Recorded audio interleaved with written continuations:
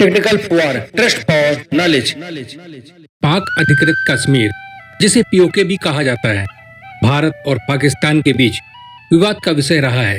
यह वह क्षेत्र है जो भारत के जम्मू और कश्मीर का हिस्सा है, जिस पर पाकिस्तान ने धोखे से सन 1947 में कब्जा कर लिया था। इस वीडियो में पीओके के संक्षिप्त इतिहास और उसके रोचक तथ्यों के बारे में बताने जा रहे हैं। इसमें आपको पीओके के बारे में विशेष जानकारी मिलेगी, जिन्हें विभिन्न सोर्स से इकट्ठा किया गया है। अगर यह वीडियो आपको पसंद आए तो लाइक, शेयर और सब्सक्राइब जरूर कर दीजिएगा। सन 1947 में देश की आजाद होने से पहले जम्मू कश्मीर पर हिंदू राजा महाराजा हरि सिंह का शासन था। देश को आजाद होने से पहले भारत और पाकिस्तान दो हिस्सों में बांट दिया गया। देश की रियासतों को भारत या पाकिस्तान में शामिल होने या स्वतंत्र होने का विकल्प दिया गया। जम्मू कश्मीर के महाराजा हरि सिंह ने स्वतंत्र रहने का विकल्प चुना। 15 अगस्त 1947 में भारत के आजाद होने के पश्चात पुंछ क्षेत्र में जम्मू और कश्मीर के शासक के खिलाफ विद्रोह शुरू हुआ। इस विद्रोह का कारण महाराज द्वारा किसानों पर लगाए जाने वाला अनुचित कर को बताया जाता है। अक्टूबर सन 1947 में पाकिस्तान के उत्तर पश्चिम सीमांत प्रांत से कई हजार कबायलियाई आदिवासी विद्रोह का समर्थन करने के लिए जम्मू और कश्मीर में घुस आए और मुजफ्फराबाद तथा बारामूला जैसे प्रमुख शहरों पर कब्जा कर लिया। पाक समर्थित आदिवासी ताकतों का सामना करने में असमर्थ महाराजा हरि सिंह ने भारत से सैन्य सहायता मांगी। भारत इस शर्त पर सहमत हुआ कि जम्मू और कश्मीर को भारत में शामिल होना होगा। महाराजा हरि सिंह ने 16 अक्टूबर 1947 को जम्मू और कश्मीर को भारत में एकीकृत करते हुए विलय के दस्तावेज पर हस्ताक्षर कर दिए। इसके बाद भारतीय सैनिकों ने पाक समर्थित कबायलियों को जम्मू कश्मीर से खदेड़ते हुए आज के पीओके तक लिया है। लेकिन बीच में भारत की तरफ से यह मामला संयुक्त राष्ट्र में ले जाया गया। संयुक्त राष्ट्र में 4 प्रस्ताव पेश किए गए, जिनमें से एक में कश्मीर में जनमत संग्रह कराने पर सहमत बनी। संयुक्त राष्ट्र की मध्यस्थता से दोनों देशों के बीच सीज फायर तो हो गया, लेकिन यह भी तय हुआ कि भारत के पास जितने हिस्से पर कश्मीर था वह भारत के पास ही रहेगा और जितने हिस्से पर पाकिस्तान ने कब्जा कर लिया था वह पाकिस्तान के पास रहेगा।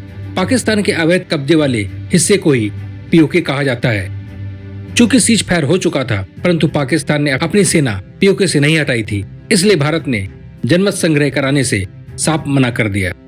पीओके पाक अधिकृत कश्मीर का नाम आते ही हर भारतीयों के मन में इसे जानने की जिज्ञासा उत्पन्न होती है। कैसा होगा भारत का वह हिस्सा, वहाँ की भाषा, संस्कृत और वहाँ के लोग जिसे पाकिस्तान ने अपने कब्जे में कर रखा है। आइए इसके बारे में कई बड़े रोचक तथ्य आपके सामने रखते हैं। पीओके का कुल क्षेत्र 13,000 वर्ग किलोमीटर है। 2017 की जनगणना के अनुसार यहाँ की आबादी करीब 40 लाख है। यह हिस्सा अधिकतर गुमनामी में रहता है। पीओके को 2 हिस्सों में बांटा हुआ है, जिन्हें आधिकारिक रूप से आजाद कश्मीर और गिलगिट बाल्टिस्तान के नाम से जाना जाता है। इसकी सीमाएं पाकिस्तान के पंजाब प्रांत, अफगानिस्तान के बखान कॉरिडोर, चीन के झिंजियान और भारत के कश्मीर के पूर्व से मिलती है। बाल्टिस्तान के कुछ इलाके 1963 में पाकिस्तान ने चीन को सौंप दिए थे। इस इलाके को ट्रांस काराकोरम कहा जाता है। पीओके की अधिकतर जनसंख्या मुस्लिम है, जिनका रहन सहन और भाषा पाकिस्तानियों से नहीं मिलती, लेकिन पाकिस्तान की हर संभव कोशिश रही है कि उनकी पहचान बदलकर पीओके के लोगों को पाकिस्तान के करीब लाया जाए। इसके लिए काफी मात्रा में पाकिस्तान से लाकर यहाँ पर लोगों को बसाया गया।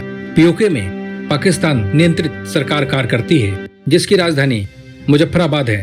पीओके का अपना सुप्रीम कोर्ट और हाई कोर्ट भी है। पीओके में शिक्षा का बुनियादी ढांचा बहुत अच्छा नहीं है। यहाँ पर स्कूलों और कॉलेजों की कमी है।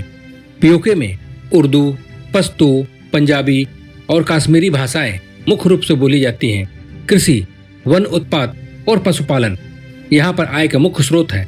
अगर डेवलपमेंट की बात करें तो यहाँ का इलाका विकास से लगभग अछूता रहा है। पाकिस्तान ने नियंत्रण के बावजूद इसे जानबूझकर पिछड़ा रहने दिया है। यहाँ की जमीन यहाँ के लोगों को आतंकवाद के तौर पर इस्तेमाल करता रहा है। यहाँ पर बुनियादी सुविधाओं जैसे बिजली, पानी और सड़क की बहुत कमी है, जिससे यहाँ के लोगों का रहन सहन भी साधारण है। यहाँ पर हेल्थ सेक्टर का बुनियादी ढांचा देखा जाए तो केवल 23 सरकारी हॉस्पिटल हैं, जो कि अपर्याप्त हैं। यहाँ के इतिहास की बात करें तो प्राचीन काल में यहाँ मौर्य वंश का शासन हुआ करता था तथा सम्राट अशोक द्वारा यहाँ पर बौद्ध धर्म का प्रचार किया गया था। बाद में कुषाण वंश के शासक कनिष्क का अधिकार रहा। इसके पश्चात नाग वंश का शासन हुआ, जिसके राजा ललितादित्य मुक्तपीड़ को कश्मीर के सबसे महान राजाओं में शामिल किया जाता है। मध्यकाल में यह इलाका शाहजहां के अधिकार में रहा। मुगलों के अधिकार में रहने के बाद यह इलाका अफगानों के कब्जे में रहा। बाद में गुलाब सिंह के नेतृत्व में यहाँ पर सिखों का कब्जा रहा। अंग्रेजों ने यह इलाका राजा से 60 वर्षों की लीज पर ले लिया था। 1947 में देश के आजाद होने पर अंग्रेजों ने यह इलाका यहाँ के महाराज को वापस कर दिया।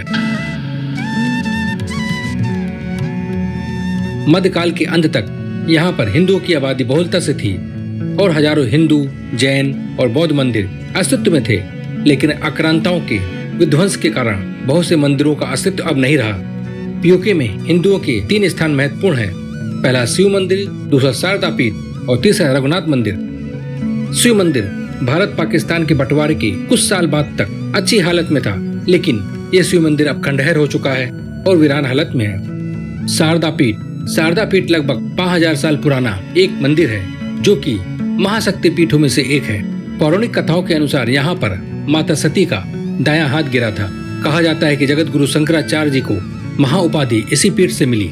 शारदा पीठ को विद्या का एक प्राचीन केंद्र भी कहा जाता है। इस स्थान को वैदिक कार्यों, शास्त्रों के उच्च अध्ययन का एक प्रमुख केंद्र माना जाता रहा है। रघुनाथ मंदिर पीओके में झीलम नदी के किनारे प्रसिद्ध रघुनाथ मंदिर है, लेकिन जब यह अब खंडहर और वीरान हो चुका है।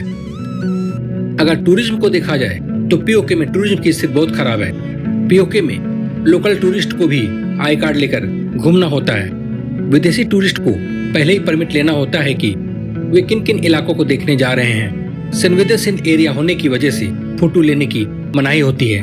यहाँ पर हवाई अड्डों का अक्सर बंद होना, रेल सेवा न होना, बिजली, हॉस्पिटल जैसे बुनियादी सुविधाओं का न होना भी यहाँ के टूरिज्म को कमजोर करता है। पीओके में टूरिज्म की स्थिति भले ही अच्छी ना हो, लेकिन इसके बावजूद यहाँ पर घूमने की बहुत अच्छी जगह है।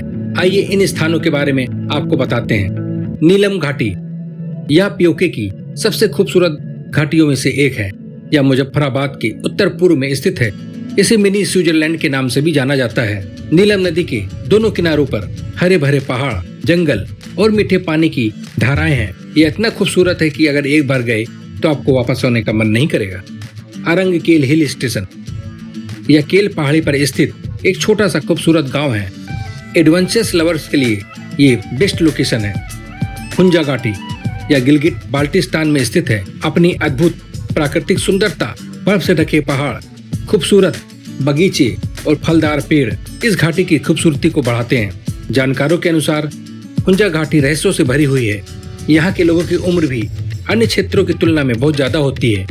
यहाँ के लोग लगभग 150 वर्ष की उम्र तक जीते हैं। इसके अलावा पीओके में घूमने के लिए बहुत सी प्राकृतिक खूबसूरत जगह है, जैसे शारदा पीठ, स्कार्दू जैसे अनगिनत क्षेत्र हैं, जो पर्यटन के हिसाब से बहुत महत्वपूर्ण है और पीओके के प्राकृतिक खजानों से भरपूर है।